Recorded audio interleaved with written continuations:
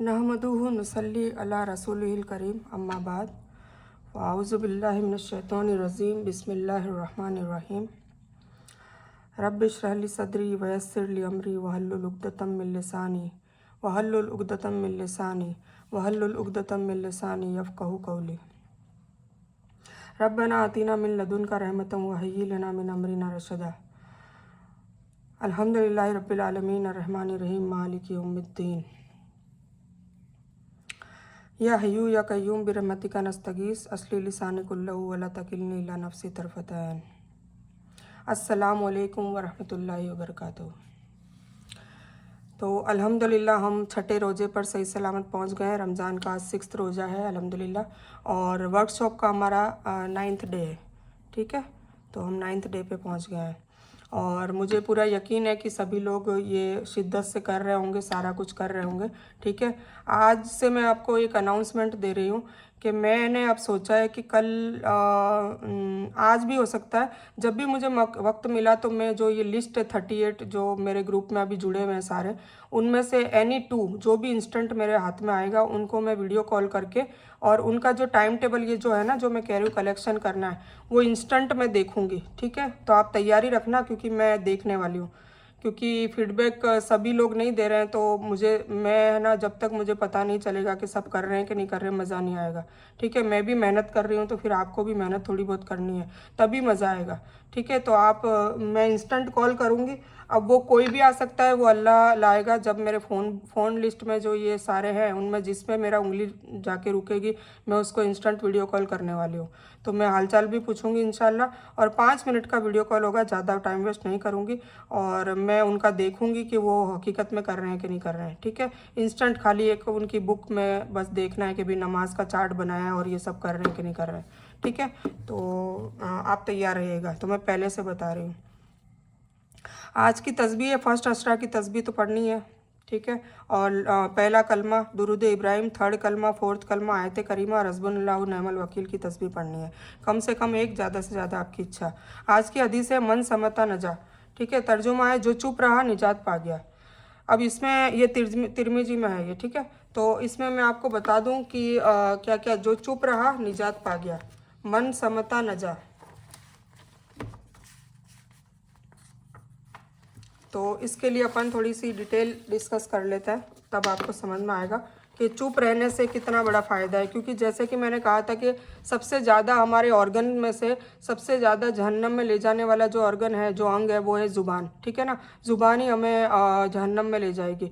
और अगर इसका सही यूटिलाइज़ करा, सही इसका हमने इसको काम में लिया तो इंशाल्लाह जन्नत में भी हमें ले जाएगी। ठीक है, तो आज हम ज़ुबान के बारे में ही पढ़ेंगे। मतलब जितना हो सके चुप रहना है, फालतू बातों के लिए नहीं बोलना है। हाँ, अगर दीन की बात है तो मैं बोल रही हूँ ना, 2-2 घंटे 4-4 घंटे बोलना ही पड़ता है, जहाँ जो मिले उसको बोलना ही पड़ता है। तो अल्लाह ताला कहता है कि तुम बस बोलो वहीं जहाँ मेरा नाम हो, मेरा जिक्र हो, या मेरा ही सारा आपको चर्चा करना है, अल्लाह की तारुफ करवाना है। ठीक है, अल्लाह की बातें बतानी है, अल्लाह के अरकान बताने हैं, हुजूर पाक सल्लल्लाहु अलैहि वसल्लम की सुन्नत बतानी है, हदीस बतानी है। उन चीज़ों में आप बोलो ज़्यादा से ज़्यादा। ठीक है, बाकी बगैर काम, बगैर उज़्र, बगैर ज़रूरत आपको नहीं बोलना है। तो आज की हदीस है मन समता नजा, जो चुप रहा वो नजात पा गया। कैसे? हदीस है, हज़रत सुफियान बिन अब्दुल्ला सकाफ़ी रज़ियल्लाहु ताला अन्हु बयान करते हैं कि मैंने रसूलुल्लाह सल्लल्लाहु अलैहि वसल्लम से अर्ज़ किया, हज़रत मेरे बारे में जिन बातों का आप सल्लल्लाहु अलैहि वसल्लम को ख़तरा हो सकता है उनमें ज़्यादा ख़तरनाक और खौफनाक क्या है? आप सल्लल्लाहु अलैहि वसल्लम ने अभी जुबान मुबारक पकड़कर फरमाया कि सबसे ज़्यादा खतरनाक इससे है। मतलब जुबान को 2 उंगलियों से पकड़ा, समझ गए ना आप? 2 उंगलियों से जुबान को पकड़ के बताया कि सबसे ज़्यादा इससे ही खतरा है, तो इससे बचो। ठीक है, जुबान से। मुसलमान कब्र में राहत व आराम और उसके अजाब पर यकीन रखते हैं और उसकी तैयारी करते हैं, इसलिए कब्र आखिरत की सबसे पहली मंजिल है और कब्र में हर शख्स को रोज़ाना उसका असली ठिकाना दिखाया जाता है। मतलब कब्र में अगर अजाब हो रहा होता है नाउज़ुबिल्लाह, तो रोज़ाना एक खिड़की खोल दी जाती है और वो जहन्नम का नज़ारा और जहन्नम की गर्म उसकी हवा और वो भी उसको सहनी पड़ती है। और अगर वो इंशाल्लाह हम सबको यही मिले कि हमारी कब्र में अच्छा हुआ तो हम पास हो गए, अल्लाह ताला राज़ी हो गया, तो फिर इंशाल्लाह वो जन्नत की खिड़की खोल दी जाएगी और उसकी खुशबू और ठंडी हवाएं भी हमें दिखेगी और उसके नज़ारे भी हमें दिखेंगे। तो ये बताने का मसला है। तो हज़रत अब्दुल्ला बिन उमर रज़ियल्लाहु ताला अन्हु बयान करते हैं कि रसूलुल्लाह सल्लल्लाहु अलैहि वसल्लम ने बयान फरमाया कि तुम में से कोई जब मर जाता है तो हर सुबह शाम उसके सामने उसका ठिकाना पेश किया जाता है। अगर वो जन्नतियों में से है तो जन्नत वालों के मकामात में से उसका जो मकाम होने वाला होता है वो हर सुबह शाम उसके सामने किया जाता है, मतलब वो बताया जाता है और उसको दिखाया जाता है। और अगर वो मरने वाला दोजकियों में से होता है तो उसी तरह सुबह शाम दोजक वालों के मकामात में से उसका मकाम उसको दिखाया जाता है। और कहा जाता है कि ये तेरा मुस्तकिल ठिकाना है, मतलब आने वाला, मुस्तकिल मतलब आने वाला ठिकाना है। और ये उस वक्त होगा जबकि क़यामत के दिन अल्लाह ताला तुझे अपनी तरफ उठाएगा। ठीक है, ये बुखारी में है। फिर मुसलमान कुरान पाक से मोहब्बत रखते हैं क्योंकि वो जानते हैं कि ये मेरे अल्लाह की किताब है। मेरे अल्लाह ताला ने हम तमाम इंसान को सही रास्ता बताने के लिए ये किताब आसमान से नाजिल फरमाई है। ये बाबरकत किताब इंसानों के लिए अल्लाह ताला का बहुत बड़ा इनाम है। इसीलिए मुसलमानों को चाहिए कि कुरान पाक सही तरीके से पढ़ना सीख कर रोज़ाना तिलावत किया करें ताकि सही रास्ते की हिदायत मिले और अल्लाह ताला खुश हो जाए। क्योंकि अल्लाह ताला का इरशाद है, ये फिर आगे हम पढ़ेंगे कल, उतलू मा उही इलैका मिन किताब, के जो किताब आप पर उतारी गई है आप उसकी तिलावत कीजिए। ठीक है, तिलावत का ये मतलब नहीं है कि सिर्फ अरबी में पढ़ना है, उसको पढ़ना है, उसको समझना है, उसको फिर सीखना है, उसको याद करना है, फिर उस पर अमल करना है और फिर लोगों को भी आगे बताना है। ठीक है, कुरान पाक के 7 हुकूक है वो पूरे के पूरे करते हैं तब जाके कुरान पढ़ने का सवाब मिलता है। ऐसे भी मिलता है, एक अलीफ पढ़ने से 10 नेकी मिलती है, पर हकीकी जो हिदायत मिलना, हिकमत मिलना, ये सब कुरान पाक से तभी मिल पाता है। अब हमने सूरह फलक लिखी थी सूरह में, तो हम वो इंशाल्लाह कवर करते हैं। आऊज़ु बिल्लाहि मिनश शैतानिर रजीम, बिस्मिल्लाहिर रहमानिर रहीम। सूरतुल फलक 113वीं नंबर की सूरह है। सूरतुल फलक भी मक्का में नाजिल हुई, मतलब ये मक्की सूरत है और इसमें 5 आयतें हैं। बिस्मिल्लाहिर्रहमानिर्रहीम, अल्लाह के नाम से शुरू करता हूँ जो बड़ा मेहरबान और रहम करने वाला है। कुल आउज़ु बिरब्बिल फलक, कुल का मतलब मैंने बताया था, कह दीजिए, आप कह दीजिए कि मैं सुबह के रब की पनाह में आता हूँ। फिर मिन शर्री मा खलक, हर उस चीज़ की बुराई से जो उसने पैदा की है। व मिन शर्री गासिकिन इज़ा वक़ब, और अंधेरी रात की बुराई से जब उसका अंधेरा फैल जाए। वमिन शर्रिन नफ़्फ़ासाति फ़िल उक़द, और गांठ लगाकर में फूकने वालियों की बुराई से भी, है ना, जादू टोने हथकंडे जो गंडे ताबी जो करते हैं वो गांठ लगा लगा के फूकते हैं, पता नहीं क्या, तो उन लोगों की भी हम बुराई से मतलब अल्लाह ताला निजात में। इसीलिए जादू टोने या नजरे बद या कुछ भी हो जाए, और कुछ भी नहीं हो तो भी है ना, मामूल बना ले के आयतल कुर्सी, सूरतुल और ये चारों कुल, ये है ना पढ़ के अपने बच्चों पे, अपने शौहर पे, अपने पे दम कर दिया करे सुबह शाम, ताकि वो हिफाजत में ही रहेंगे इंशाल्लाह। कोई कुछ करना भी चाहेगा, जादू टोना मान लो, कोई कुछ भी करना चाहेगा, नजरे बद लगनी होगी या उसको कोई एक्सीडेंट या कुछ भी होगा, तो अल्लाह उससे इंशाल्लाह उस चीज़ों से मतलब बचा लेगा, हिफाजत में ले लेगा। तो और गांठ लगाकर फूकने वालियों की बुराई से, और वमिन शर्री हासिदिन इजासत, और हसद करने वाले की बुराई से भी जब वह हसद करे। ठीक है ना, तो आजकल हसद का कितना ज़माना है। सगे, अपने सगे जो खास रिश्तेदार होते हैं वो भी हसद जलन करने लग जाते हैं, इसके क्यों ऐसा है, इसके क्यों इतना अच्छा है, ऐसा है। तो इन सब बचने के लिए आपको हमेशा इसका मामूल बनाए रखना चाहिए। ठीक है, तो सूरतुल फलक की थोड़ी सी डिटेल है। इसके बाद सूरतुल नास है जो हमने कल कवर करी। ठीक है, मैं एक्चुअली पीछे से ले रही हूँ ना, इसलिए ऐसा हुआ है। और इखलास मैंने इसलिए ली क्योंकि ये अल्लाह के लिए थी, और सूरह असर इसलिए ली क्योंकि सूरह वल असर जो है जो हमारे लिए हुई थी, तो वो आपको ताकि बार बार मैं याद दहानी कराऊं, इसलिए मैंने वो पहले ले ली थी। बाकी अब हम इंशाल्लाह इस तरीके से ही चलेंगे। ठीक है, तो हम ये छोटी छोटी सूरत है जहाँ तक हम इसको कवर करेंगे। और वैसे वर्कशॉप नंबर 2 में इंशाल्लाह हम 30वां पारा, मतलब लास्ट वाला पारा लेंगे। 30वां पारा खाली मुकम्मल करेंगे इंशाल्लाह वर्कशॉप नंबर 2 में। और जब वर्कशॉप नंबर 1 खत्म होगा ना तो मैं वर्कशॉप नंबर 2 का क्राइटेरिया जो होता है ना, जैसे 10 लिस्ट अपन ने बनाई थी, वो मैं वर्कशॉप नंबर 1 में ही आपको दे दूंगी कि हम क्या क्या करेंगे ये 40 दिन, मतलब वर्कशॉप नंबर 2 भी 40 दिन का होगा इंशाल्लाह। तो उसमें हम क्या क्या करने वाले हैं तो वो मैं आपको लिख के बता दूंगी। तो उसमें जिसको इंटरेस्ट हो, आना हो, या उसको ऐसा लगता हो कि पुराने वर्कशॉप में उसको फ़ायदा हुआ है तो और आगे जाके फ़ायदा होगा, वो आप पे है। मैं किसी को फोर्स नहीं करूँगी, मैं एक ही बार कहूँगी कि अभी भी जैसे मैंने ये वर्कशॉप नंबर 1 में भी एक ऑडियो था, सबको भेज दिया था, और जिसने यस का मैंने उसी को डाला है।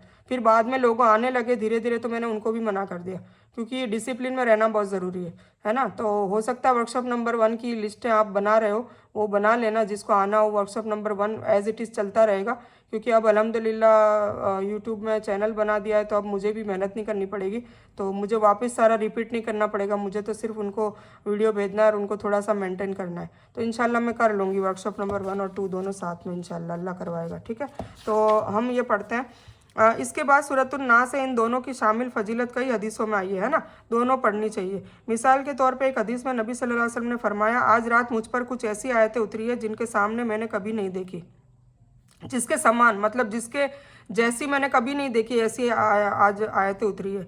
यह फरमाकर आपने ये दोनों सूरतें पढ़ी। सही मुस्लिम किताबुल सलातिल मुसाफिरिन में है ये। ठीक है, ये किस्सा आप सल्लल्लाहु अलैहि वसल्लम का यह भी नियम था कि रात को सोते समय सूरतुल इखलास और मुअज्जतैन पढ़कर, मुअज्जतैन किसको कहते हैं, कुल जो फलक और नास को एक ही बिस्मिल्लाह में पढ़ना, एक ही, जैसे कि ये पढ़ लिया आपने।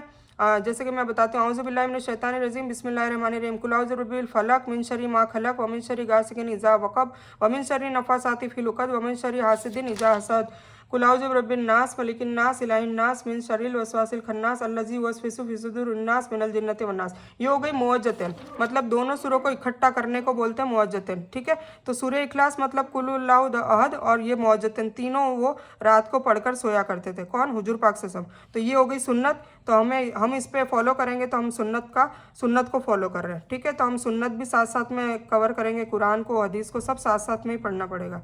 अपने दोनों हथेलियों पर फूंकते, ऐसे पढ़ते।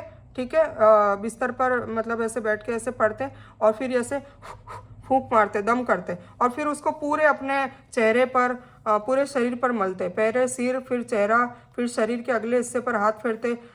इसके बाद जहाँ तक आपके हाथ पहुँचते 3 बार आप ऐसा करते। ये सही अल बुखारी में है, सही मतलब सही हदीस है, अल बुखारी में किताबुल फ़ज़ाइल कुरान बाबू फजलिल मुआज्जत है, ये चैप्टर नंबर में है। ठीक है, फलक का सही मायना भोर है। सुबह को इसलिए खास किया गया है जैसे अल्लाह ताला रात का अंधेरा ख़त्म करके दिन की रोशनी ला सकता है। एकदम हल्की हल्की जो सुबह होती है ना, जैसे अपन 4-5 बजे 6 बजे देखते हैं, सूरज डूब चुका होता है, रोशनी भी नहीं आई होती है, हल्का सा अंधेरा भी होता है, उसको भोर कहा जाता है, तो वो फलक है। ठीक है, इसी तरह भय और डर को दूर करके पनाह मांगने वालों को शांति भी प्रदान कर सकता है। यह इंसान रात को जिस तरह इस बात के इंतजार में रहता है कि सवेरे उजाला हो जाएगा, इसी तरह डरा हुआ इंसान पनाह के जरिए कामयाबी के सूरज के निकलने की उम्मीद रखता है। फतहुल कदीर में है ये, मतलब रात को अक्सर लोगों को डर लगता है ना, तो वो क्या बोलता है, उजाले में किसी को डर नहीं लगता है किसी को डर, दिन में सुबह किसी को नहीं लगता। तो वो इंतजार करता रहता है ना कि चलो ये रात निकल जाएगी। जैसे कोई जंगल में घूम गया है या कोई कहीं गुम हो गया है, तो वो अकेलेपन से नहीं डरता, पर वो अंधेरे से डरता है। अंधेरा और अकेलापन हो जाता है तो डबल डर लगता है, तो वो क्या दुआ करता है कि बस जल्दी से जल्दी सुबह हो जाए, सुबह होने के बाद फिर कोई दिक्कत नहीं है। तो ये उसी के ऊपर डिपेंड करके ऐसे ये बनाई है। ठीक है, हसद यह है कि हसद करने वाला दूसरे की अच्छी चीज़ों की ख़त्म करने की कामना करता रहता है। इसीलिए मैंने कहा था दुआ में कभी किसी के लिए गलत दुआ ना मांगे। ठीक है, तो इसीलिए उससे भी पनाह मांगी गई है, क्योंकि हसद भी एक बड़ा अखलाकी रोग है जो नेकी को खा जाता है। हसद करने वालों के लिए ये बहुत बड़ा अजाब है, क्योंकि उनकी नेकियां भी ख़त्म हो जाती है, और उनके साथ जो मामलात और जो ये दुनियावी मामलात और ये जो होते हैं ना, वो गलत ही होते रहते हैं, क्योंकि अल्लाह ताला को हसद करने वाला बिल्कुल पसंद नहीं है। इसीलिए सबकी नेमतें जो है तो उनके लिए और दुआएं करें ताकि आपके लिए भी अच्छा हो। ठीक है, सूरह फलक हो गई। दुआ रीड करने की जो है, आज कोई भी ऊंची जगह पर चढ़ते हुए, अब जैसे कि पहाड़ पे अपन चढ़ रहे हैं या अपन लिफ्ट में चढ़ रहे हैं, ज़्यादातर जैसे अहमदाबाद में सब फ्लैटों में रह रहे हैं, तो लिफ्ट में चल रहे हैं, तो अपना मामूल बनाएं, खुद भी पढ़ें, अपने शौहर को पढ़ाएं और बच्चों को पढ़ाएं कि जब भी हम ऊपर चढ़ रहे हैं तब हमें क्या पढ़ना चाहिए, अल्लाहु अकबर। ये सहाबाओं का खुद का मतलब ये था मामूल, तो वो पढ़ते थे, पहाड़ों पे चढ़ते थे तब।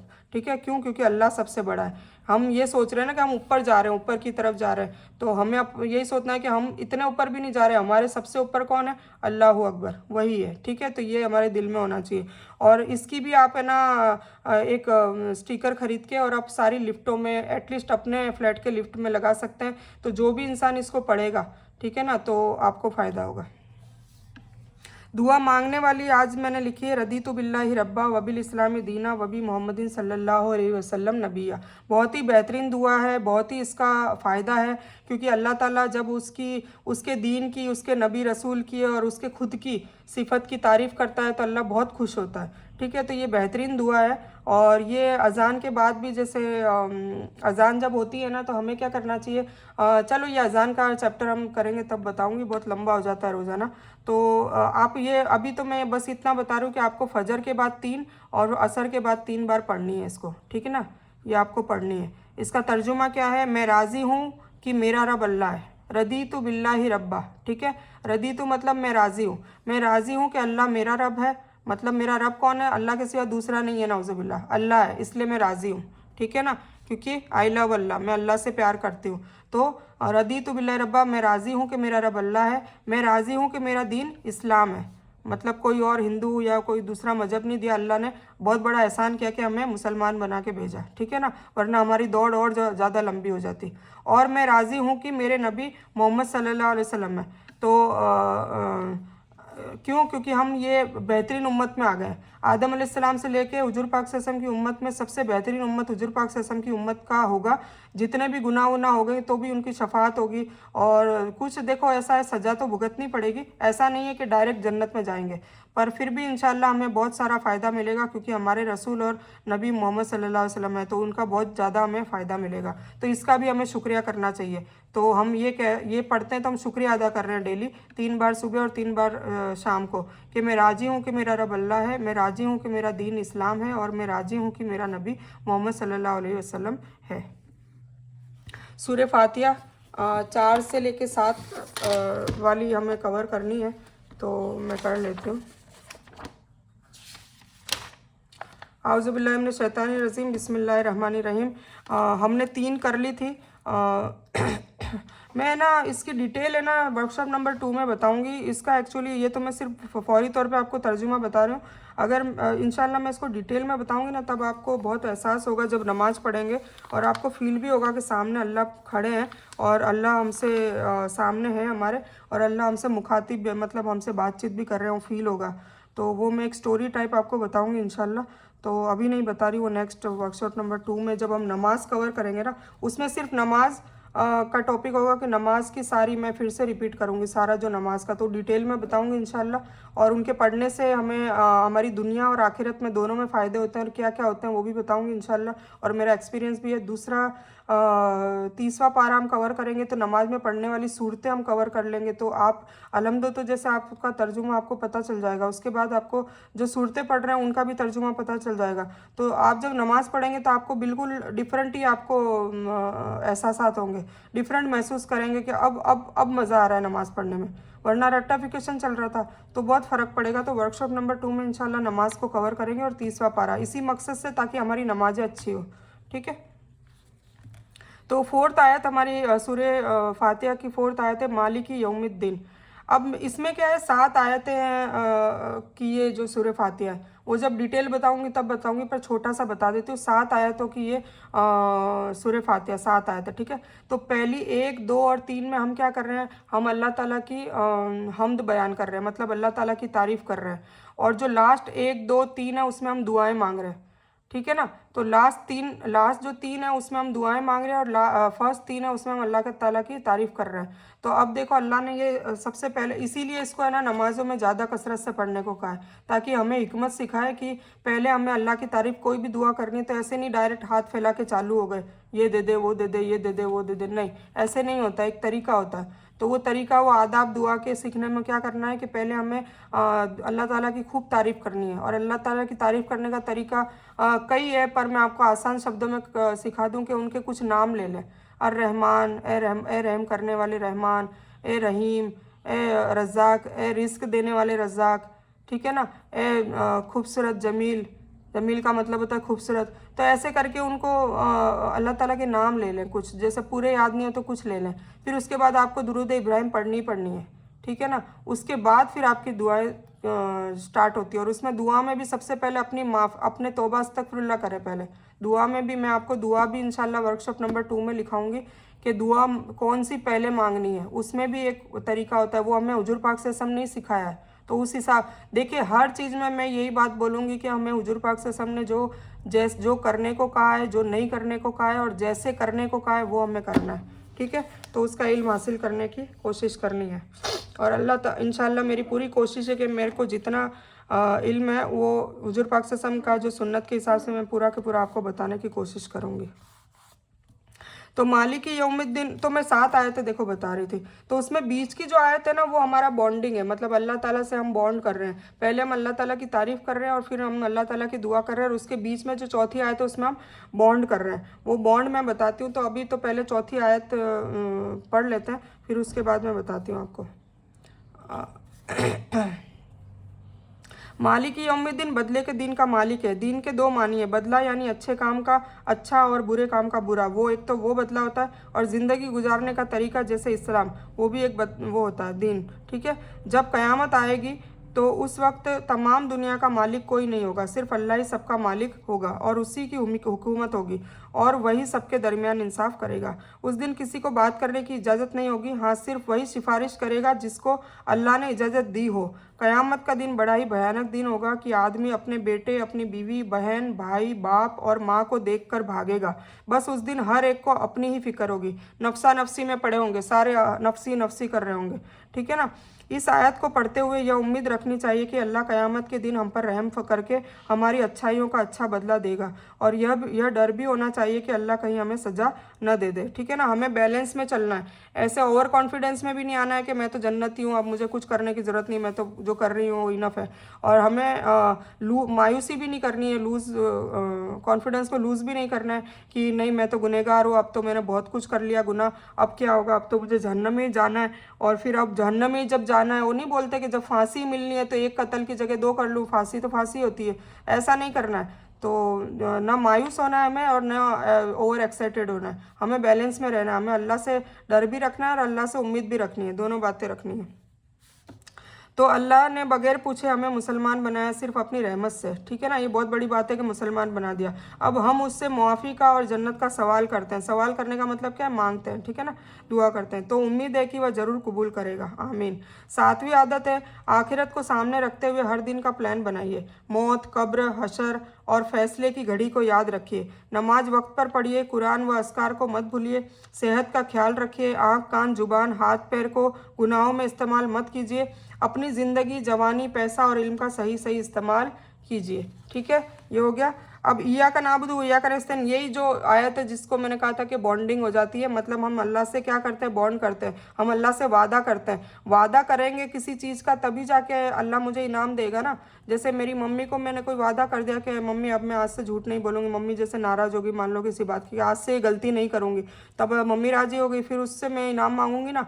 तो ऐसे ही अल्लाह से हमें पहले उनको वादा करना है, पहले तो उनकी तारीफ़ करनी है, उनको खुश करना है, फिर एक वादा भी करना है कि चलो आज से नहीं करूँगी जो गलती हो गई, और फिर हमें उनसे मांगना है। तो अब हम वादा क्या कर रहे हैं, इया का सिर्फ तेरी ही नाबुदू, हम इबादत करते हैं, वही इया का सिर्फ तुझसे ही हम मदद चाहते हैं, ठीक है। तो हम सिर्फ तेरी ही इबादत करते हैं और सिर्फ तुझी से मदद चाहते हैं। अल्लाह ने हमें पैदा किया ताकि हम उसकी बंदगी करें, यानी इबादत करें, जैसा कि कुरान में अल्लाह ताला फरमाता है, मैंने जिन्नों और इंसानों को अपनी ही इबादत के लिए पैदा किया है। ये कहाँ पे आया, सूरह अज-जारियात 56 नंबर सूरह में आया है, सॉरी सूरह ये है 56 नंबर आयत में है। इबादत, अल्लाह के हुक्म पर चलना और उसकी नाफरमानी से बचना है, ठीक है। अल्लाह को एक जानना है, एक जानना है अल्लाह को, बहुत सारे अल्लाह नहीं है, यकता है। कुल हु अल्लाहु अहद, मैंने बताया था ना कि अहद का मतलब क्या होता है, वाहिद का मतलब भी एक होता है, अहद का मतलब भी एक होता है, पर अहद मतलब उसके जैसा कोई नहीं, ठीक है ना। फिर नमाज पढ़ना, रोज़ा रखना, ज़कात देना, हज करना, ये सब सुतून है, ये इस्लाम के सुतून है। अल्लाह को एक जानना मतलब तौहीद हो गया, जो मैंने पिछले वीडियो में बताया था। फिर उसके बाद है नमाज, फिर उसके बाद रोज़ा, फिर ज़कात और हज।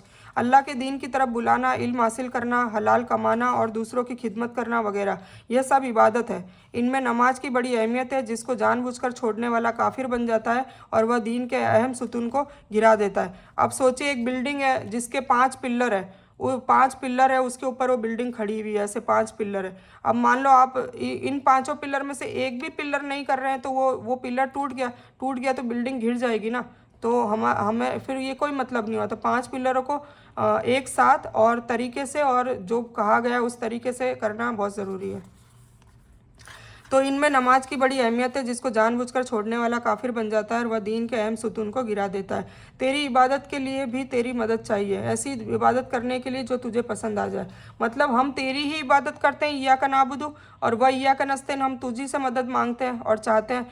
तो इबादत के लिए भी हमें तुझसे मदद चाहिए, क्योंकि हम बीमार होंगे, हमें कुव्वत नहीं होगी, शरीर में ताकत नहीं होगी, तो हम नमाज चाहकर भी नहीं पढ़ पाएंगे, ऐसा भी हो सकता है। और हम गुमराह हैं या गाफिल है तब भी हम नमाज नहीं पढ़ेंगे, या हमें घमंड है या हमें सारी नेमतें मिल रखी है और अल्लाह की नाउज़ुबिल्लाह ज़रूरत ही नहीं है, सब कुछ मिल रहा है, तो भी हम नमाज नहीं पढ़ेंगे। कई बातें होती नमाज नहीं पढ़ने की, पर नमाज छोड़ने वाला काफिर हो जाता है। 8वीं आदत है, हर काम में इबादत की नीयत हो। हर काम में, आप खाना भी बना रहे हो तो नियत ये करो कि या अल्लाह ताला, मैंने वज़ू किया है और अब मैं पाक होकर मेरे घर वालों के लिए खाना बना रही हूँ, तो इसमें तू बरकत डाल दे और इसमें टेस्ट भी तू डाल। मैं तो हर बार रोज़ाना, ये हर बार जब भी सब्ज़ी बनाती हूँ यही बात है कि बिस्मिल्लाहिर्रहमानिर्रहीम, या अल्लाह ताला सब्ज़ी तेरे हाथ में, तुझे अच्छी बनानी है, ठीक है, मेरे हाथ में कुछ भी नहीं है। तो ऐसी छोटी छोटी बातों के लिए अल्लाह की मदद मांगे, हर चीज़ के लिए। जैसे साहबा करते थे, जूते का सूत बांधने के लिए भी अल्लाह से मदद मांगते थे। तो अल्लाह को डाल देंगे तो इंशाल्लाह हर काम में बरकत रहेगी, ठीक है। तो ये हो गया। तो हर काम में इबादत की नीयत हो। दरअसल इंसान जब तक अल्लाह को सही तरीके से इबादत नहीं करता उसको सुकून नहीं मिलता है ना। सुकून के लिए हम इकट्ठा हुए हैं ना, तो ये सुकून क्यों मिलेगा आप देख लीजिए। यानी उसको कामयाबी नहीं मिल सकती, और अगर दुनिया में कुछ भी मिल जाए तो सुकून नहीं मिल सकता। कई बार है ना, अमीर लोग भी होते हैं, बहुत अमीर होते हैं, उनको भी बेचैनियाँ बहुत होती है। मतलब सब कुछ होता है उनके पास, फिर भी सुकून नहीं होता, डिप्रेशन के मरीज होते। क्यों? क्योंकि वो कुरान से अपना नाता नहीं जोड़ते, अपना अल्लाह से नाता नहीं जोड़ते, तो फिर वो बेसुकूनी में जी रहे होते हैं। हम इतने कमज़ोर हैं कि अल्लाह की मदद के बगैर अपनी प्यास तक नहीं बुझा सकते, तो अल्लाह की इबादत अल्लाह की मदद के बगैर कैसे कर सकते हैं। इसीलिए इस एहसास के साथ ये आयत पढ़िए कि ए अल्लाह, इस नमाज को और उसके बाद हर काम को करने में तेरी मदद चाहिए, आमीन। हर मुश्किल और परेशानी के वक्त भी तेरी ही मदद चाहिए, आमीन। लोग बिल्कुल पसंद नहीं करते कि आप उनसे कोई चीज़ मांगे, है ना। जैसे कोई पड़ोसी आ गया, रोज़ाना कुछ ना कुछ मांग रहा है, चीनी दे दो, ये दे दो, वो दे दो, तो हम झिझकते हैं। इवन फ़कीर भी आ जाता है तो हम झिझकते हैं कि ये एक ही फ़कीर बार बार आ रहा है। पर अल्लाह तो खुश होता है, जितनी बार हम उससे मांगेंगे सिर्फ अल्लाह ही है जो खुश होता है। तो मगर अल्लाह बार बार मांगने वालों से मोहब्बत करता है। मोहम्मद सल्लल्लाहु अलैहि वसल्लम ने फरमाया, दुआ ही इबादत है। हकीकत में दुआ इबादत है।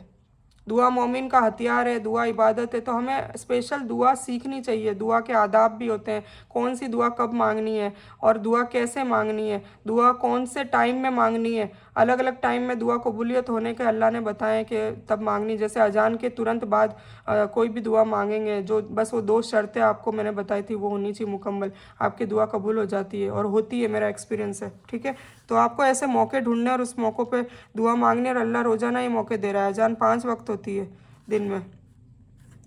हर काम में अल्लाह की मदद मांगना किस तरह, जैसा कि अल्लाह ने नबी सल्लल्लाहु अलैहि वसल्लम ने और नबियों ने मांगा, यानी दुआएं सीखना। नमाज के इस कोर्स के बाद दूसरे कोर्स में दुआएं सिखाई गई है, ठीक है ना। वो जब हम वर्कशॉप नंबर 2 करेंगे तब इंशाल्लाह उसमें करेंगे कवर। तो एक अहम मशवरा आपको दिया जा रहा है कि सूरह फातिहा पढ़ते हुए इस हदीस को याद रखिए। हदीस की किताब सही मुस्लिम में हज़रत अबू हुरैरा रज़ियल्लाहु ताला अन्हु से रिवायत है कि रसूलुल्लाह सल्लल्लाहु अलैहि वसल्लम ने फरमाया, अल्लाह ताला फरमाता है, मैंने नमाज अपने और अपने बंदे के दरमियान तकसीम कर ली है। आधी मेरी है और आधी मेरे बंदे की है ना। जैसे 7 आयतें हैं तो आधी मेरी है, मतलब पहली, दूसरी और तीसरी आयत किसकी है? अल्लाह की। और चौथी इय्याका नाबुदु वो हो गई, और 5, 6, 7 वो जो बाकी की जो 3 आयत है वो अपनी है, अपन मांग रहे हैं, ठीक है। तो ये बताया गया है जो मैंने आपको पहले भी बता दिया था। तो अपने बंदे के दरमियान तकसीम कर लिए, आधी मेरी है और आधी मेरे बंदे की है, और मेरे बंदे को मैं वह देता हूँ जो वह मुझसे मांगे। जब बंदा कहता है अल्हम्दुलिल्लाहि रब्बिल आलमीन, तो अल्लाह ताला फरमाता है, हमदनी अब्दी, यानी मेरे बंदे ने मेरी तारीफ़ की। अपन तारीफ़ करते हैं ना, तमाम शुक्र और पढ़ा था ना हमने, तमाम शुक्र और तारीफ़ सिर्फ़ और सिर्फ अल्लाह के लिए जो तमाम जहानों का रब है। ये ना हमने पढ़ा था ना, आपको याद होगा। ठीक है, हमने क्या पढ़ा था, तमाम तारीफ़ अल्लाह के लिए है, तमाम शुक्र अल्लाह के लिए जो तमाम जहानों का रब है। फिर जब मेरा बंदा कहता है, नेक्स्ट जो आयत है उसमें, तो फिर वो मेरा बंदा जब ये कहता है कि अर्रहमानी रहीम, तो अल्लाह ताला फरमाता है कि असना अलैया अब्दी, यानी मेरे बंदे ने मेरी सना की। सना भी तारीफ़ ही है, पर सना बहुत ज़्यादा वाली तारीफ़ होती है ना, वो सना होती है। और हमद मतलब मिडल वाली तारीफ़, मदह मतलब छोटी सी तारीफ़। ठीक है ना, ये तारीफ़ के भी 3 टाइप्स है। तो सना मतलब बहुत ज़्यादा, अर्रहमान अर्रहीम, क्योंकि अल्लाह ने जस्ट अल्लाह के बाद सबसे पहला नाम अर्रहमान रखा, फिर अर्रहीम रखा। तो उसकी जब हम अल्लाह के नाम की डिटेल पढ़ेंगे ना इंशाल्लाह वर्कशॉप नंबर 2 में, तब आपको समझ में आएगा कि अर्रहमान और अर्रहीम के कितनी बरकत है, कितने कमालात है। और इस नाम से आपको कोई नाम याद नहीं हो ना, तो ये नाम भी आप कसरत से पढ़ें, आपके सारे मसले हल हो जाएंगे, मेरा वादा है इंशाल्लाह। ठीक है, तो अर्रहमान तो अल्लाह ताला कहता है मेरी सना की। जब कहता है कि मालिकी यौमिद्दीन, तो अल्लाह ताला फरमाता है मज्जदनी अब्दी, यानी मेरे बंदे ने मेरी बुजुर्गी बयान करी। मतलब मालिक है ना, यौमिद्दीन मतलब क़यामत के दिन का मालिक वही है। क़यामत में अर्श पे बैठकर वो 3 बार कहेगा कि कोई है जो मेरे मेरे नाउज़ुबिल्लाह मतलब मेरा शरीक हो, आ जाओ लेकर आओ। कौन है, तुम शरीक करते थे ना, जैसे हिंदू मूर्ति पूजा और ये सब करते थे, और ये दूसरे और मुस्लिम भी अपने अल्लाह ताला के शरीक में दूसरों को ले आते हैं नाउज़ुबिल्लाह। तो वो सबसे कहेगा, ये सबसे मुखातिब होगा, मुसलमान से भी होगा, नॉन मुस्लिम से भी होगा, सबके लिए सवाल होगा कि ले आओ, कोई है जो मेरे शरीक हो। आज मैं ही बादशाह हूँ और मैं अकेला बादशाह हूँ, कोई नहीं है मेरे सामने। तो हमें ये समझने की ज़रूरत है, हमें तौहीद क्लियर करने की ज़रूरत है। सिर्फ़ और सिर्फ अल्लाह को मानना, सिर्फ़ और सिर्फ अल्लाह से मांगना, सिर्फ़ और सिर्फ अल्लाह की इबादत करना। ठीक है ना, ये बहुत ज़रूरी है। तो इय्याका नअबुदु व इय्याका नस्तईन में ये है। और जब वो कहता है कि इय्याका नअबुदु व इय्याका नस्तईन, मतलब हम वादा कर रहे हैं, अल्लाह से जोड़ कर रहे हैं कि या अल्लाह अब तेरी इबादत करेंगे और तुझी से मदद मांगेंगे, ये वादा है अब हमारा, अब तो हमारी दुआएं कबूल कर।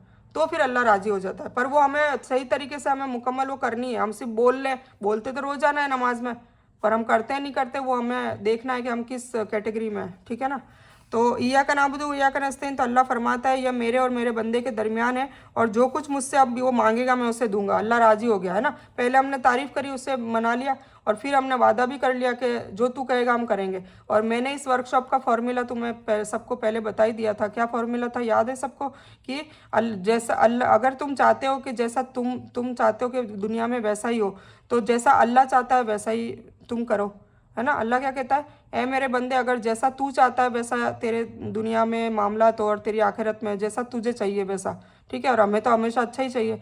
तो अल्लाह क्या कहता है, पहले जैसा मैं चाहता हूँ वैसे कर, तो जैसा तू चाहेगा वैसा होगा, ऑटोमेटिक होगा, और होता है ना।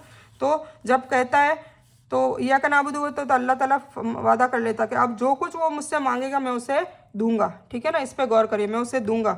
और जब कहता है सिरातल लज़ीना अनअमता अलैहिम गैरिल मग़दूबि अलैहिम वलद्दालिन, आमीन, मतलब ये इहदिनस सिरातल मुस्तकीम सिरातल लज़ीना अनअमता अलैहिम गैरिल मग़दूबि अलैहिम वलद्दालिन। तो अल्लाह ताला कहता है यह मेरे बंदे के लिए है, वह जो कुछ मांगेगा सब कुछ उसको मिलेगा। ये मुस्लिम शरीफ में 878 नंबर में यह हदीस है।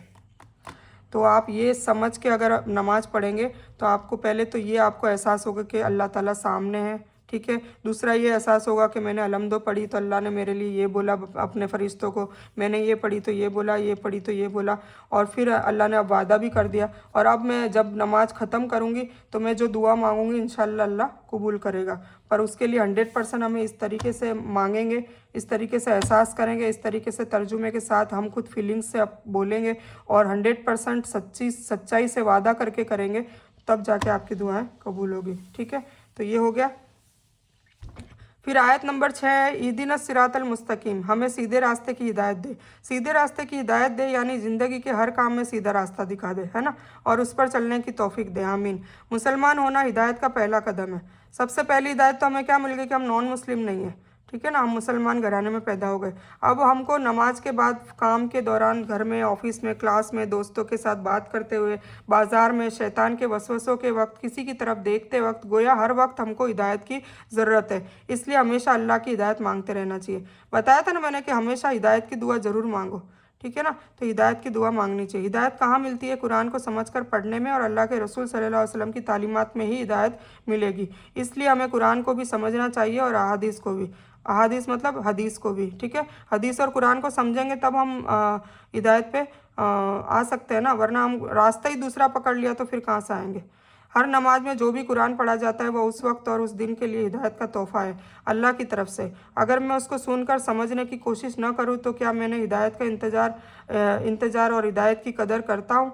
ये आपको सोचना है, ठीक है। इसलिए कुरान को समझना ज़रूरी है, बल्कि इमरजेंसी है, इसलिए कि हर नमाज में इसको समझना मेरी हिदायत को हासिल करने में ज़रूरी है। जब तक हमें हिंदी में समझ में नहीं आएगा हम हिदायत पे आ ही नहीं सकते। अल्लाह ताला हमको कुरान, हदीस और मुख्तलिफ निशानियों के ज़रिए हिदायत देता रहेगा अगर हम अपने ईमान को ताज़ा रखें। किस तरह? नमाज और दीगर इबादत का एहतमाम करें, कुरान, हदीस और सीरत का मुताला करते रहें, अच्छे लोगों के साथ रहें और शिर्क, बिदात और बुरे ख्यालात और कामों से बचने की कोशिश करते रहें। 10वीं आदत है हर काम में अल्लाह से हिदायत, सही रास्ता मालूम करना और उस पर चलने की तौफीक तलब करते रहना होना चाहिए। हर काम में अल्लाह से हिदायत मांगे, ठीक है। उन लोगों का फिर सिरातल लजीना अनअमता अलैहिम, उन लोगों का रास्ता जिन पर तूने इनाम किया। अब हम किसकी हिदायत मांग रहे हैं? मतलब किसका रास्ता मांग रहे हैं? उस रास्ते को जिसको अल्लाह ताला ने इनाम किया। किन लोगों को? अल्लाह ने अंबिया को, सिद्दीकीन को, शोहदा को, सालिहीन पर इनाम किया, जन्नत का इनाम किया ना, जन्नत बशारत की। आइए उनके रास्ते को मालूम करते हैं ताकि हम यह दुआ समझ कर मांगे। अंबिया का रास्ता क्या था? इस वक्त हम सिर्फ मोहम्मद सल्लल्लाहु अलैहि वसल्लम की मिसाल लेते हैं। आपने 4 अहम काम किए, अब उन्होंने क्या किया वैसे ही हमें भी करना है। पहला अमल उन्होंने क्या किया? दिल के अमाल जैसे ईमान, इखलास, अल्लाह से मोहब्बत, उसी का डर, उसी पर तवक्कुल मतलब उसी पर भरोसा और वगैरह। बकिया अमाल जैसे नमाज, रोज़ा, ज़कात, सदक़ात, लोगों से अच्छा सलूक वगैरह। दावत, सारी ज़िंदगी इस्लाम की दावत देते रहे, मतलब कुरान समझाते रहे लोगों को, ठीक है। तज़किया यानी पाकी, लोगों के अकीदे और अमाल और अखलाक और मुआशरे को गलत चीज़ों से पाक किया और अच्छी चीज़ों को राइज किया। कुरान उनकी मिसालों से भरा हुआ है। जब कुरान का हम मुताला करेंगे, जब उसका तर्जुमा पढ़ेंगे, तब सारी चीज़ें अपने आप आ जाएगी। नेकी का हुक्म दिया और बुराई से भी रोका, ठीक है ना। अम्र बिन मारूफ नही अल मुनकर, ये कुरान में आएगा तो इसका तर्जुमा यही है, नेकी का हुक्म देना और बुराई से रोकना, उसको बोलते हैं अम्र बिन मारूफ और नही अल मुनकर। ख़ानदानों में, मुआशरे में, सोसाइटी में अल्लाह के अहकाम पर अमल करवाया, यानी इनाम पाने के लिए हमें इन कामों को करने की कोशिश करनी होगी। ईमान लाना, अमल करना, उस काम की दावत देना, अपने और साथियों की ज़िंदगी को गलत चीज़ों से साफ़ करने की कोशिश करना और अच्छी आदतों को बढ़ाना, और जहाँ तक हो सके नेकी का हुक्म देना और बुराई से रोकना, ठीक है। 11वीं आदत हमेशा अच्छे मॉडल, नमूने, मिसाले के तरीके पर चलना, उनके बारे में पढ़ना, उनको सामने रखकर अपने अमल को चेक करना। जैसे हमें सबसे, देखो मैंने बोला था ना हम हर चीज़ अफजल लेंगे, तो हमें किसको रोल मॉडल बनाना चाहिए? हुजूर पाक सल्लल्लाहु अलैहि वसल्लम तो है ही, पर उसके बाद हमें फ़ातिमा रज़ियल्लाहु तआला अन्हा को बनाना, क्योंकि हम लेडीज़ हैं, ठीक है ना। तो हमें फ़ातिमा रज़ियल्लाहु तआला अन्हा क्यों? क्योंकि वो जन्नत में औरतों की सरदार है, तो जो सरदार है उन्हीं को हम कहेंगे। जैसे जन्नत में सरदार हुजूर पाक सल्लल्लाहु अलैहि वसल्लम है, नबियों के सबके सरदार वही होंगे। फिर जो जवान होंगे, जो यंग होंगे, उनके सरदार हसन हुसैन रज़ियल्लाहु तआला अन्हुम होंगे, और जो लेडीज़, हम जो औरतें हैं, उनके सरदार हज़रत फ़ातिमा रज़ियल्लाहु तआला अन्हा होगी। तो हमें उनको फॉलो करना है, ठीक है ना। उनकी ज़िंदगी पढ़नी हो, कैसे रहती थी, क्या करती थी, सारी चीज़ें तो उनकी कॉपी करनी है, जैसा अमल करने का प्लान बनाना है और उनकी अमल की कोशिश करनी है। फिर ये लास्ट आयत है, गैरिल मगदूबी अलैहिम वलद्दौलिन, न उनका जिन पर गजब किया और न उनका जो गुमराह हुए। मतलब हम हिदायत कैसी मांग रहे हैं? हम सीधा रास्ता, सच्चा रास्ता, अल्लाह से क्या दुआ मांग रहे हैं कि हमको तो वही रास्ता बता जिनको तूने जन्नत दे दी, वो रास्ता नहीं जिनको तू जहन्नम देगा, है ना। तो हमें वो रास्ता नहीं चाहिए, तो हम वो भी दुआ कर रहे हैं साथ में। तो पहला ग्रुप क्या है? अल मगदूबी अलैहिम, ये 2 टाइप के ग्रुप है, अगर अल मगदूब और अद्दौलिन। अल मगदूब है जिनको इल्म भी था, जैसे यहूदी ये उलमा लोग और सारे बोलते हैं कि यहूदी इन लोगों में आते हैं, और दौलिन तो इसमें ईसाई लोग आते हैं, मतलब इनको इल्म भी नहीं है और ये गुमराह है, कन्फ्यूज़ है। और ये लोगों को इल्म है पर इल्म होने के बाद भी नहीं कर रहे, जैसे हम भी इसमें आ सकते हैं। ये कुरान तो ये बताया गया ना कि जब भी पढ़ा जाएगा तो ये उस वक्त के लिए भी है और पास्ट के लिए भी और आने वाले फ्यूचर के लिए भी कुरान है।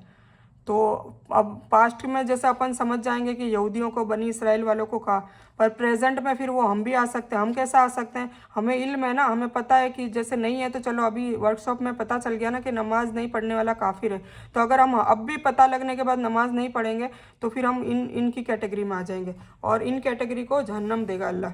ठीक है, तो अल्लाह ऐसे लोगों पर गुस्सा हुआ जो जानते थे मगर अमल नहीं करते थे, है ना, इल्म था, पता था पर अमल नहीं करते थे। सोचिए अल्लाह अगर किसी से नाराज हो जाए तो उसका कितना बुरा हाल होगा, दुनिया में भी और आखिरत में भी। अल्लाह हमको उनसे बचाए, आमीन। हम अक्सर किसी हीरो या लीडर की तरह रहना चाहते हैं, इसलिए उनकी तरह बात करने, कपड़े पहनने या चाल चलने की कोशिश करते हैं। देख लीजिए कि क्या वह लोग कुरान व हदीस पर चलने की कोशिश करते हैं, है ना, ये देखना है। हम जिसको फॉलो करेंगे उन्हीं के साथ उठाए जाएंगे मैदान हशर में। तो हमें ये देखना है कि हमको किसके साथ उठना है, गंदे लोगों के साथ, अच्छे लोगों के साथ, फैशनेबल लोगों के साथ, मॉडल्स के साथ, हीरो हीरोइन के साथ, किसके साथ उठना है वो अब आप तय करिए।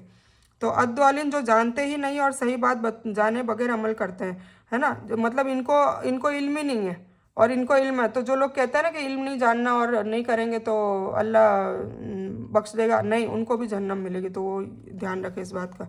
तो जो जानते ही नहीं और सही बात जाने बगैर अमल करते हैं, परवाह नहीं करते कि वह दुनिया में क्यों आए हैं, ये भी उनको होश नहीं कि दुनिया में क्यों आए, किस मकसद से अल्लाह ने भेजा है और ज़िंदगी का क्या मकसद है। सही इल्म हासिल करने की उनको कोई फिक्र भी नहीं है और न वो उसके लिए वक्त भी निकालते हैं। मतलब अपनी ज़िंदगी ऐसे जानवर की तरह ही निकाल रहे हैं, कोई मतलब नहीं है उनको, बस बाहर निकले, आए, खाए, खाया, पकाया और बस दिन उनका निकल गया, उनको कोई मतलब नहीं है। ठीक है, तो कहीं ऐसा ना हो कि कुरान हमारे घर में और हम भटकते फिरें। होता है ना, कुरान है और भटकते ही फिर रहे हैं, क्योंकि सारा इलाज, सारी शिफा, सारा कुछ खजाना, सारे मुश्किलातों के हल, सारी दुआएं कबूल होने का ज़रिया, सारे हमारी इबादतें कैसी करनी चाहिए, वो सब कुछ किस में है? कुरान पाक में। और हम उसको जुल्तान में बांध के रख देते हैं, रमज़ान में निकालते हैं और खूब पढ़ते हैं 10, 12, 15। इसीलिए मैं कह रही हूँ अभी इस रमज़ान आप चाहे एक कुरान भी पढ़े, कोई फ़र्क नहीं पड़ता, आप ये कर रहे हैं कुरान का ही तज़किरा हो रहा है। तो ये मेन इबादत, इसको समझ के प्लीज़ इस पर गौर फिक्र करें और इस पर काम करें। ठीक है, वरना मरने के बाद ये एहसास हो जाएगी कि काश मैं वापस जाऊँ और मैं ये सब करूँ, पर तब वक्त नहीं होगा। तो मरने से पहले है मुसलमान कर ले तू गौर, ठीक है ना। तो कहीं ऐसा ना हो कि कुरान हमारे घर में और हम भटकते फिरें। क्या हम इसलिए कुरान से दूर हैं कि हमें अरबी ज़बान नहीं आती, इसलिए दूर है? तो अल्लाह से दुआ कीजिए कि वो हमें कुरान को सीखना आसान कर दे, है ना। जैसे कि मैंने आपको पहले भी बताया था कि जब मैं हज करने गई तो मुझे बहुत, फिर उसके बाद मुझे तलब हो गई कि नहीं अब तो मुझे कुरान अरबी सीखनी ही सीखनी है। ये क्यों रोए, ये इमाम साहब क्यों रोए और मुझे रोना क्यों नहीं आया? तो मुझे बस वो तब से तलब लगे कि नहीं अब तो मुझे कुरान सीखना ही है, चाहे अरबी सीखनी पड़े। जब हम सारी लैंग्वेज सीख लेते हैं, इंग्लिश सीख लेते हैं, हिंदी सीख लेते हैं, गुजराती सीख लेते हैं, जो हमें दुनिया में कामयाबी दे वो वाली लैंग्वेज हम सीख लेते हैं। कुछ लोग तो फ्रेंच, इटली, पता नहीं क्या क्या दुनिया जान की लैंग्वेज सीख लेते हैं। तो जन्नत पाने के लिए हम अरबी नहीं सीख सकते? बिल्कुल सीख सकते हैं, और जब सीखना चाहेंगे तो अल्लाह आसान भी कर देगा, कोशिश करनी पड़ेगी, है ना। तो ये बात है। तो ये अल्लाह हमें सही बात पर अमल करने की तौफीक दे, आमीन। और ना मालूम हो तो उसका इल्म हासिल करने की तौफीक दे, आमीन। बुरे मॉडल, नमूने, मिसालें से दूर भागना और दुआ करना कि अल्लाह उनकी पैरवी से बचाए, है ना।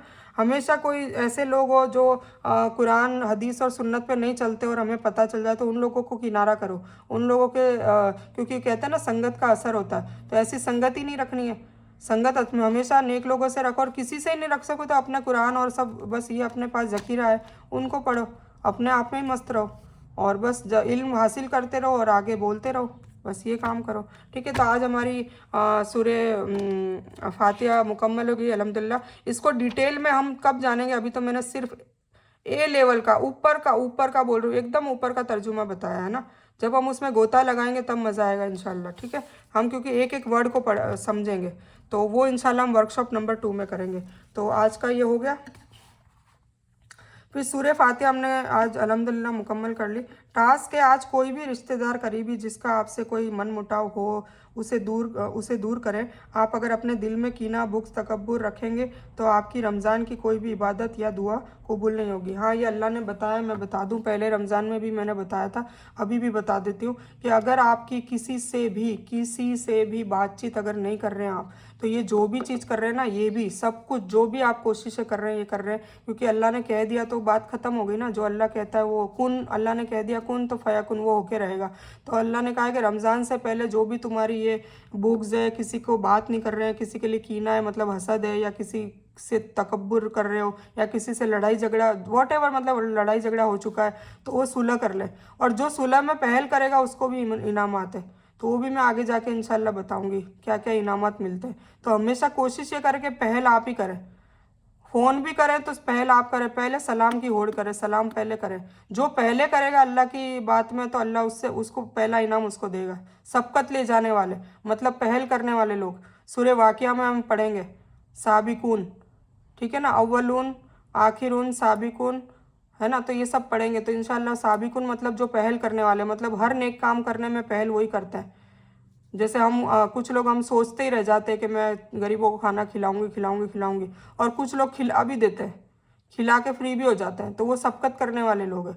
तो हमें सिर्फ सोच में नहीं रहना है कि करेंगे करेंगे करेंगे, सबकत पता चला फॉलो।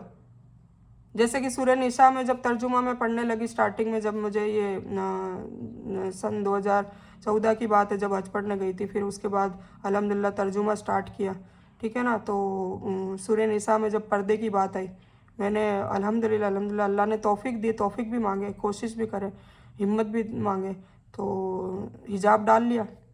कोई कुछ भी कहे, लोगों ने हंसी भी उड़ाई, और लोगों से फिर अल्लाह से ये भी मांगा कि अल्लाह मुझे इसमें सब्र देना, मतलब हिम्मत देना कि मैं हिजाब, क्योंकि कुछ लोग पहनते हैं और लोगों की तनकीद की वजह से वो वापस हटा भी देते हैं शर्म से, तो उसकी भी कोशिश करनी है, ठीक है ना। और फिर एक बार हम मुकम्मल हो जाते हैं तो अल्हम्दुलिल्लाह हमको देख के लोग पहनने लग जाते हैं। कई लेडीज़ ऐसी जिन्होंने खुद मुझे बताया बीकानेर में कि मुझे देख के उन्होंने हिजाब डाला, तो मैं सदका जारिया बन गई, मुझे पता भी नहीं था बोले। तो हम ऐसी ऐसी बातें जो हमको देख के लोग करते हैं, तो देखो हम कितना मल्टी लेवल मार्केटिंग कर लेते हैं, हम कितनी नेकियां बटोर रहे हैं। तो हमें ऐसी कोशिश करनी चाहिए, ठीक है। तो ये बात है, तो सोचे नहीं कि हिजाब कल पहनूंगी, अगले साल पहनूंगी, अगले साल हम रहेंगे नहीं रहेंगे, हमें क्या पता है। तो ये बात सोचने की ज़रूरत है। आज मैं रब्बिर हमुमा रब्बयानी सगीरा फटाफट खाली पढ़ लेती हूँ, क्योंकि मुझे ऐसा लगता है कि वो मैंने कहा था ना वीडियो डिलीट हो गई थी, तो शायद ये पूरी मुकम्मल नहीं हुई हो, तो मैं पढ़ लेती हूँ, आपको समझ में आ जाएगी। फिर इसकी स्क्रीनशॉट भी आप ले लीजिएगा, ये देखिए पूरा आ रहा है, आप स्क्रीनशॉट ले लीजिएगा, इसकी भी ले लीजिए, ठीक है, आ गया सारा, और इसकी भी ले लीजिए, ठीक है, और इसकी भी ले लीजिए, मेरे ख्याल से आ गया होगा, ठीक है। तो हम पढ़ लेते हैं आज।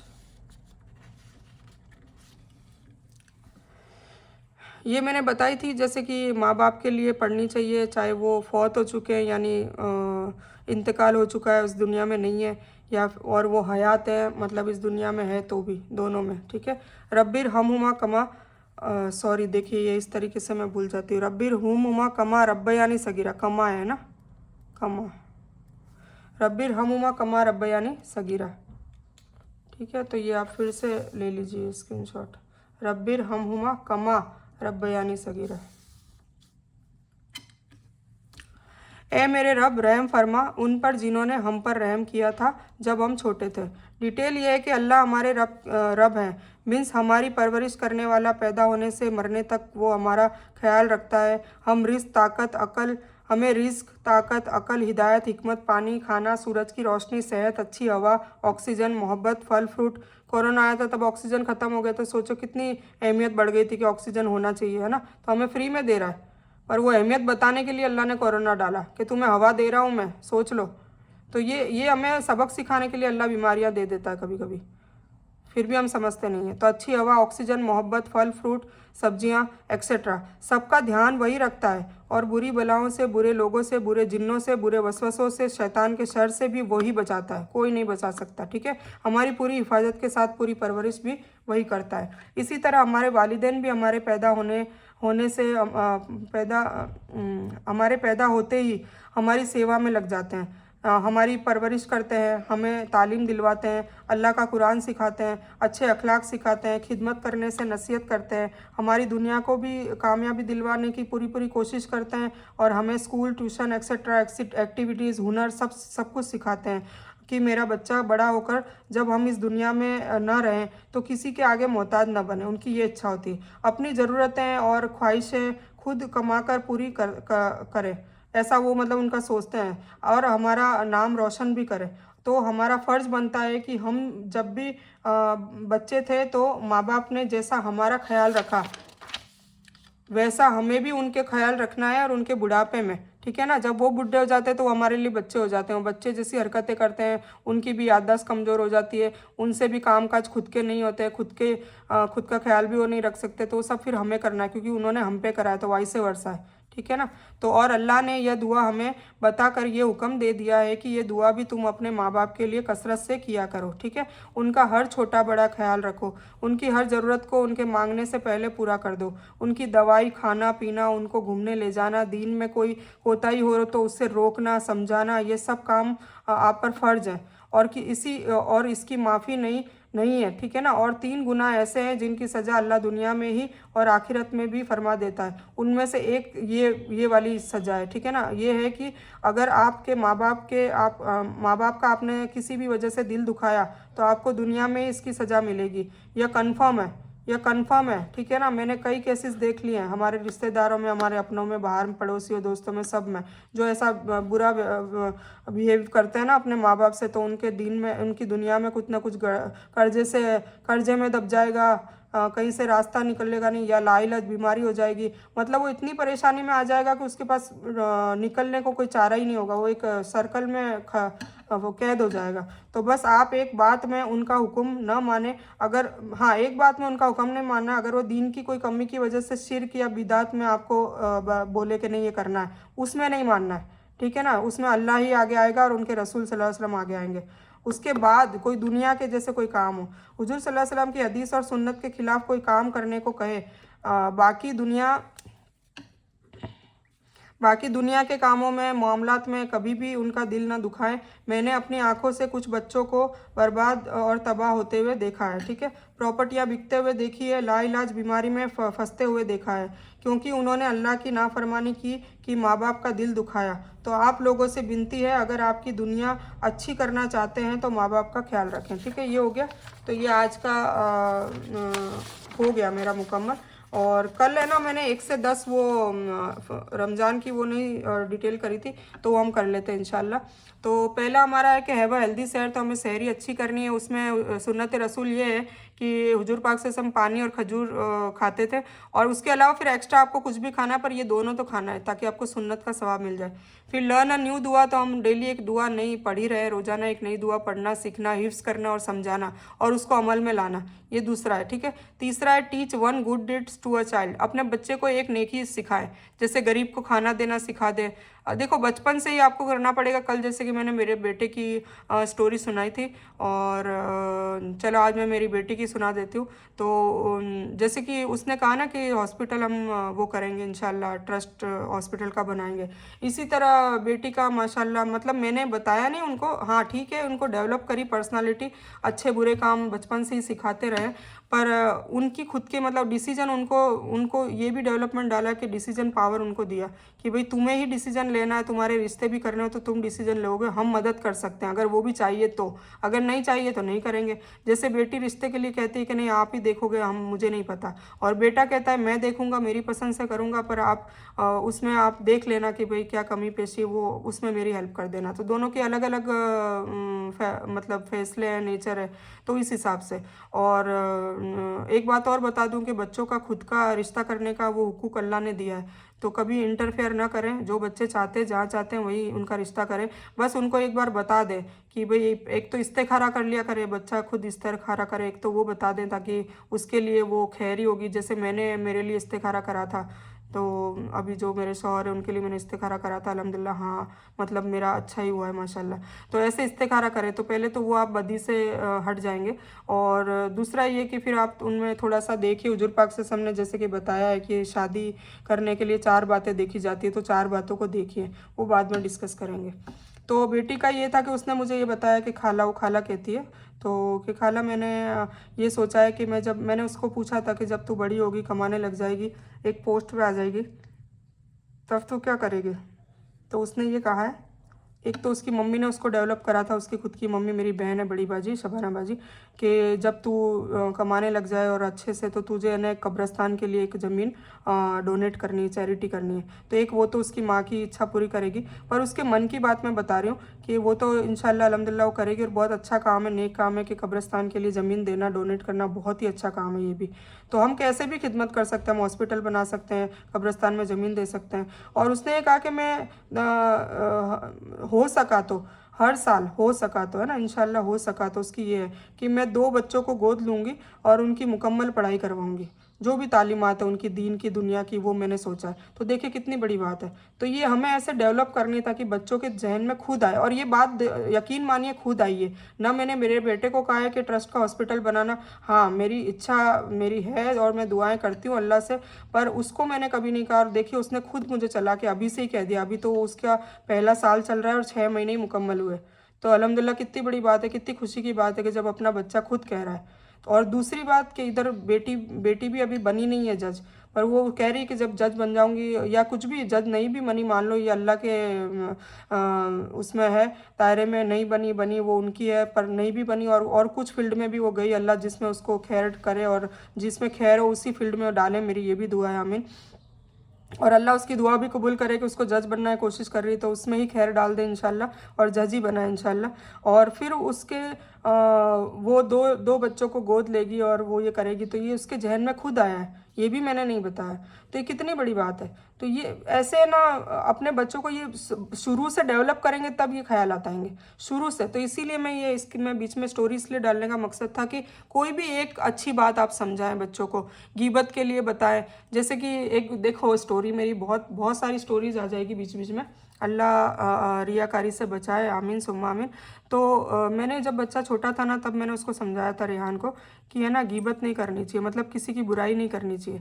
तो तो उसने कहा कि क्यों नहीं करनी चाहिए। तो मैंने कहा अपने कंधों पे है ना राइट साइड किरामिन और लेफ्ट साइड कातिबिन, 2 फरिश्ते होते हैं, तो वो हमारी बुक लिख रहे होते हैं, और जब हम मर के ऊपर जाएंगे ना, जो अमल नामा हम कहते हैं, तो मैंने उसको लेमन लैंग्वेज में सादी भाषा में समझाया था। तो वो बुक लिखते हैं और फिर उस बुक में अल्लाह ताला के पास जाती है, तो अल्लाह हमें पनिश करता है कि तूने ये मतलब जो कातिबिन है वो बुरी बातें लिखता है, तो गिबतें लिखता रहेगा ना, तो फिर पनिशमेंट होगी, हमें सज़ा मिलेगी, और सज़ा में जहन्नम की आग है और ये सब सांप बिच्छू कीड़े मकोड़े। तो उसको पहले से ही डरा दिया था जब वो बहुत छोटा था, 4 साल 5 साल का, जब थोड़ा बहुत समझने लगा था तब।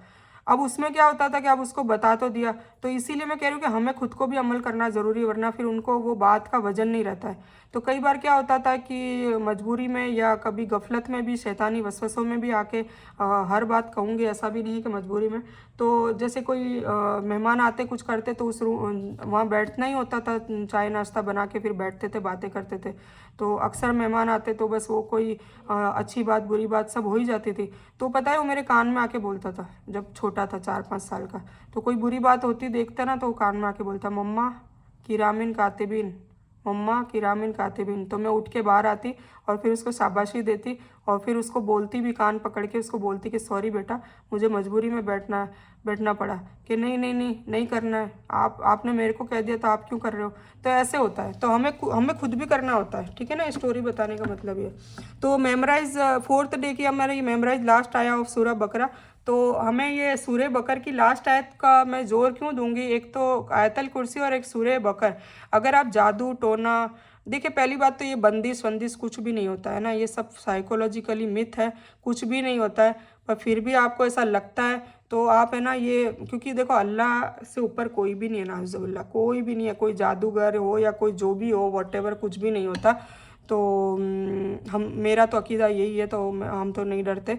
हमारे जैसे मैं बता दूं, इसमें भी देखो एक याद आया कि मेरी मम्मी जहाँ इबादत करती है ना, जहाँ बैठती है, उसी सोफ़े के नीचे कम से कम 10-15 तावीज़ निकले थे अभी कुछ टाइम पहले ही। तो वो तावीज़ फिर गाड़ दिए ज़मीन में, मतलब उस पर पड़ के फूंक के, तो कुछ भी नहीं हुआ। तो लोग करवाते हैं हथकंडे, जलन असद, अब वो किसने डाला वल्लाहु आलम, हमें नहीं पता। और हमने किसी को जिक्र भी नहीं किया, ये तो मैं इसलिए बता रही हूँ कि डरने की ज़रूरत नहीं है। ऐसे कई चीज़ मतलब कई जगह पूरे घर की सफाई करी थी तो बहुत जगह हर जगह जगह से तावीज़ निकले थे। अब वो किसने डाले वल्लाह आलम, और अल्लाह उसकी भी हिदायत करे, उसको भी तौफीक दे, क्योंकि जो जादू टोना करवाने वाला उसकी तो बख्शिश ही नहीं है, उसको जो जन्नत की खुशबू भी सूंघने को नहीं मिलेगी, इतना अल्लाह ताला ने नाउज़ुबिल्लाह कह दिया है। तो बहुत बुरा हाल होने वाला है। तो इन चीज़ों से बचें, इन चीज़ों से कुछ हासिल होने वाला नहीं है। खुद सुधर जाएं तो अपने आप सब आपको जो दूसरों को दिया है वो आपको मिल जाएगा। क्यों लोगों से हसद करते हैं, ठीक है। तो अल्हम्दुलिल्लाह हम डरे नहीं, कुछ भी नहीं हुआ। और मम्मी ने मेरे को फ़ोन पे बताया कि बेटा ऐसा ऐसा हुआ है, तो मैंने उनको यही बात बताई कि सूरह बकर की लास्ट आयत पढ़ के उस पर फूंक दो और बस उसको ख़त्म करो। तो कोई डरने की बात नहीं। इसलिए सूरह नंबर जो ये है ना 285 और 86 वो हमें याद करनी चाहिए, और याद ना हो ना तो सुबह और शाम एटलीस्ट पढ़ लें आप, ठीक है ना। तो ये कर लें। पांचवा है रिफ्रेन फ्रॉम बैक बाइटिंग और गॉसिपिंग। वही बात अभी मैंने जो बताई कि गीबत करना और चुगली करना। एक तो चुगली करना होता, चुगली क्या कि लोगों के बीच में लड़ाई करवाना, वो होता चुगली कि इसने देखो इसने ग्लास तोड़ा था, या इसने ऐसा करा था, इसने ऐसा करा था, मैंने नहीं करा, इसने करा, वो वाली बात। और बैक बाइटिंग मतलब दो लोग बैठ जाते हैं, ज़्यादातर औरतें ही करती हैं, उनका मामूल ज़्यादा रहता है, आदमियों को इतनी फुर्सत नहीं है। तो इसीलिए औरतों को कसरत से जहन्नम में डाला जाएगा, इसीलिए बताया क्योंकि वो गीबत बहुत ज़्यादा कसरत से करती है, ठीक है ना। तो हमें इससे बचना है। तो बैक बाइटिंग और अपने आप को और अपने घर वालों को और एटलीस्ट अपने शौहर और बच्चों को तो इस हैबिट से रोकिए, ठीक है ना। जैसे मैंने आपको स्टोरी बताई किरामिन कातिबिन वाली, तो वो स्टोरी आप अपने बच्चों को अभी से बताएं तो वो इंशाल्लाह इससे बचते रहेंगे। बचपन में डर डाल देते हैं ना तो जवानी तक रहता है, बचपन से ही वो डर डाल दे। और मायूस होने की ज़रूरत नहीं, जिनके बच्चे बड़े हो गए अभी तक आपने बताया नहीं, अभी भी वो डर सकेगा तो उसको डर डालें, ठीक है, उनको बताएं। फिर सदका दें, तो इस मंथ बहुत सवाली आएंगे, साहिल आएंगे, सब आते ही हैं, तो उनको सदका देते रहें। एक डब्बा बना लें और पहले से ही निकाल के रख लें, फिर 10 रुपये 20 रुपये रोज़ाना सबको, किसी को खाली हाथ ना जाने दें, ठीक है। और अगर आप नहीं दे सकते रोज़ाना तो एटलीस्ट उनको झिड़के नहीं, हाथ जोड़ के माफ़ी मांगे कि नहीं मैं नहीं दे सकती, तो प्लीज़ आप नाराज़ मत होना, अल्लाह क्योंकि झिड़कने से अल्लाह बहुत नाराज़ होता है, ठीक है ना। तो एक ये आप मामूल करें। फिर नमाज पर भी दिल लगाएं, नमाज के वीडियोस देखें, नमाज सीखें, सुन्नत तरीका सीखें, नमाज की सूरह याद करें, उनको समझे जो हम कर ही रहे हैं, दुआओं को समझे वो भी हम कर रहे हैं। तो इंशाल्लाह रमज़ान ख़त्म होते होते अगले रमज़ान में इंशाल्लाह आप बहुत कुछ ऐसा सीख चुके होंगे कि इंशाल्लाह आप रमज़ान में खुद फील करेंगे कि अब मज़ा आ रहा है, अब नमाज़ों में भी मज़ा आ रहा है, मतलब मज़ा आएगा। जैसे एक टीवी देखने वाले को टीवी देखने से मज़ा आता है, एक गाने सुनने वाले को गाने सुनने से मज़ा आता है, एक लड़ाई करवाने वाले को लड़ाई करवाने से मज़ा आता है, उसका खून बढ़ता है, हैप्पी हार्मोन्स बढ़ते हैं। इसी तरह हमें इस मामलात में मज़ा आएगा, नमाज़ें पढ़ने में मज़ा आएगा, कुरान पढ़ने में मज़ा आएगा, किरात सुनने में मज़ा आएगा, बहुत मज़ा आएगा, यकीन मानो मेरी बात, बहुत मज़ा आएगा, मेरा एक्सपीरियंस है, ठीक है। तो सुन्नत तरीका सीखें, नमाज की सूरह और दुआ को अपनी लैंग्वेज में समझें और सीखें और अमल करने की नीयत भी करें और अपने घर वालों को भी कराएं। फिर गिव अप ऑन ग्रज, तो हसद छोड़ दें। देखिए आज से हसद छोड़ दें, जिस दिन आपने हसद छोड़ दी ना आपके मामला ठीक होने लग जाएंगे, क्योंकि हसद करने वाले को अल्लाह ताला और डाउन कर देता है, और डाउन कर देता है। अगर कोई किसी का बंगला देख के, गाड़ी देख के, या किसी का ओहदा देख के, या किसी का कुछ भी देख के वो अगर हसद और जलन कर रहा है ना, तो उसमें जो वो जिस चीज़ के लिए कर रहा है ना, जैसे मान लो किसी का घर देख के वो जल रहा है, और तो उसके घर में आफत आ जाएगी, उसका घर बिकने पे आ जाएगा, कर्जा हो जाएगा, ऐसा कुछ होगा। ये आप प्रैक्टिकली भी सोचे, ऐसा होता है, तजुर्बात करें इसका, ठीक है। तो हसद जलन ईर्ष्या, लोगों को अल्लाह ने नेमतें दी हुई होती है तो उस पर मलाल और अफसोस न करें, बल्कि और इजाफे की दुआ करें, क्योंकि ये सब अल्लाह ने दिया है। हम किसी की ताकत नहीं है, किसी को नेमत दी किसी को नहीं दी, तो ये सब अल्लाह ने दिया है। तो हम हसद करने वाले कौन होते हैं, ठीक है ना। हम अपने लिए दुआ करें, उसके लिए दुआ करें, उसके लिए और इजाफे की दुआ करेंगे। तो मैंने कहा था ना 70,000 फरिश्ते खड़े हो जाते हैं, 70 या 70,000 मुझे पूरा पता नहीं, पर फरिश्ते खड़े हो जाते हैं, और वो कहते हैं कि जो ये दूसरे के लिए मांग रहे हैं इसको भी दे। तो ऑटोमेटिक जो आपको चाहिए ना दूसरों के लिए मांगे, हसद ना करे, उससे उल्टा करें, ठीक है। हसद करेंगे कम होगा, दुआ मांगेंगे बढ़ेगा। अब वो आप पे है कि आप क्या करवाना चाहते हैं अपनी लाइफ में। Empathise with people in your circle, अपने रिश्तेदारों और आसपास के लोगों से सहानुभूति रखें, हमदर्दी रखें, उनकी कोई समस्या हो तो दूर करें, परेशानी हो तो दूर करें, परेशानी में हो तो मदद करें, और नहीं कुछ कर सको तो कम से कम हौसला दें। हौसला ज़रूर दें, क्योंकि इस अल्फाज से बहुत फ़र्क पड़ता है। कोई बीमार है तो उसको बोले कि तेरी बीमारी जल्दी चली जाएगी, टेंशन मत कर, और ये तो ये तो गुनाह बख्शवाने के लिए आती है, तो वो हौसला हो जाएगा, तो वो ऑटोमेटिक आधा तो यूँ ठीक हो जाएगा। तो हर चीज़ में हौसला दें, नेगेटिव बात कभी ना कहें, पॉजिटिव बात करें, ठीक है। और अल्लाह की अज़मत बयान करें कि अल्लाह सब कुछ सही कर देगा, अभी तेरा आजमाइश का वक्त है, तो अल्लाह सही करेगा। अल्लाह के कुर्ब जाने की उनको बात करें, अल्लाह के करीब जाने की बात करें। फिर feed the poor of your community, आपकी कौम बिरादरी के गरीब मिस्किन लोगों को खाना खिलाएं। वह या फिर खिलाएं, या फिर कोई खिलाता हो ना, तो उसमें भी आप, जैसे कोई लंगर हो रहा है, उसमें 10-20 हज़ार लोगों को खाना खिला रहे हैं, तो आप कुछ अमाउंट उनको दे दें, तो वो खाना बन भी रहा है, पक भी रहा है, उसमें आपका कुछ जो भी आपका योगदान आपका होगा, वो जैसा आप दे सकें, 100 रुपये, 200 रुपये, 300, 1000, 1200, 1500, जो आपकी हैसियत, आप उसमें ताउन कर दीजिए, तो भी आपका काम हो गया, ठीक है। तो ये आज 10 रोज़ों का मैंने कर दिया, और इंशाल्लाह आपको समझ में आ गया होगा। तो हम इसको फिनिश करते हैं अल्हम्दुलिल्लाह। तो मैं ये बयान अब ख़त्म करती हूँ। तो इस बयान में कुछ भी दीन की अच्छी बात अल्लाह की तरफ से है, और बुरी या गलत बात जो गलती से अनजाने में हो गई हो, मुझे पता भी ना चला हो, वो मेरी तरफ से है, और उसके लिए मैं अल्लाह से और आप लोगों से दिल से माफ़ी की तलबगार हूँ। मैं कोई आलिमा नहीं हूँ, एक तालिब इल्म हूँ। अल्लाह मेरी कोशिश से आपको सही नफ़ा बख्श इल्म पहुँचाए, बस यही मेरी तमन्ना है। आमीन सुम्मा आमीन या रब्बल आलमीन। रब्बना आतिना मिन लदुनका रहमतन व हय्यि लना मिन अमरिना रशदा। अल्लाहुम्मा सल्लि अला मुहम्मद व अला आलि मुहम्मद कमा सल्लैता अला इब्राहीम व अला आलि इब्राहीम इन्नका हमीदुन मजीद। व आखिरु दावा अनिल हम्दुलिल्लाहि रब्बिल आलमीन।